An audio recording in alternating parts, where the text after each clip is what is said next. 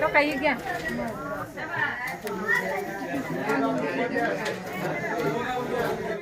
हां ओके। आज इथं शिबिर घेण्यात आलेलं आहे जो की शासकीय अतिक्रमण जागा आहे ते नियमाकुल करताय आपण। काय काय कागदपत्र लागणार आहे तो आपण हे कागदपत्र कुठे जमा करायचे तुम्ही?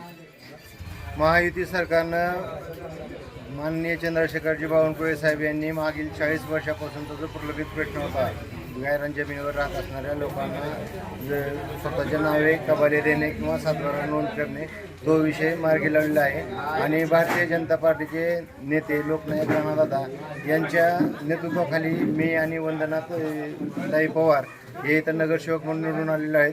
सुनील काळेसाहेब पारधी समाजाचे नेते आहेत आणि बापू जगन पवार हे आमचे सहकारी आहेत।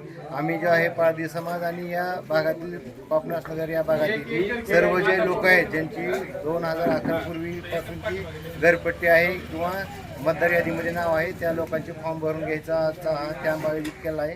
हा कॅम्प पुढील 4 ते 5 दिवस असा कंटिन्यू राहणार असून मी बापू पवार वंदनाताई आणि आमचे मार्गदर्शक सुनील काळे साहेब हे आम्ही आम्हाला पुढील 8 दिवस हा पूर्ण 4000 लोकसंख्येचा जो प्रभाग आहे त्या प्रभागातील सर्व लोकांचे फॉर्म भरून घेणार आहेत आणि यासाठी 2011 पूर्वीची घरपट्टी किंवा 2011 पूर्वीचं मतदान यादीतलं नाव या दोन्हीपैकी कुठलाही एक जरी पुरावा असेल तरी आपल्याला हा फॉर्म भरून घेता येतं आणि ज्या काही अडचणी येतील त्या मी काळेसाहेब वंदनाताई बापू पवार आणि आम्ही चौघजण जिथं कुठं कमी पडत असेल त्या ठिकाणी लोकनायक राणादादाची साथ घेऊन या प्रभागातील सर्व नागरिकांना त्यांच्या नावे जागा करण्यासाठी आम्ही प्रयत्न करू। आज 426 विभाग प्रभागामध्ये शिबिर घेण्यात आलेलं आहे। नेमकं कशा बाबतीत शिबिर घेण्यात आल्यामुळे काय नियोजन करण्यात आलेलं आहे? हे 15 मार्च 2026 म्हणजे महसूल विभागानं चंद्रकांत बावनकुळे साहेबांनी जे GR काढला 2011 पूर्वीचं जे अतिक्रमण असेल मग ते घर असेल किंवा उद्योग असेल त्या प्रमाणात त्यांना शासकीय जमिनीवर असेल किंवा प्रायव्हेट मालमत्तेवर असेल अशांचा एक GR काढला।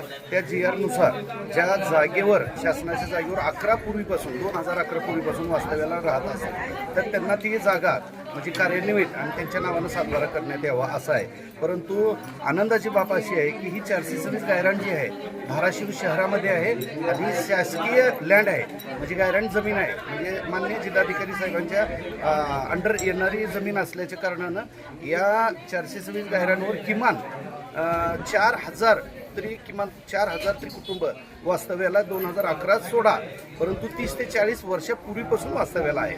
त्याच्यामुळे ह्याचा नक्कीच 100% शासनाच्या वतीने जो लाभ मिळणार आहे तो अख्ख्या महाराष्ट्रामध्ये पहिला मान धाराशिवला मिळेल की काय असं वाटतं। एवढं अतिक्रमण शासकीय जमिनीवर महाराष्ट्रामध्ये कुठेही मला तर आढळून आलेलं दिसत नाही।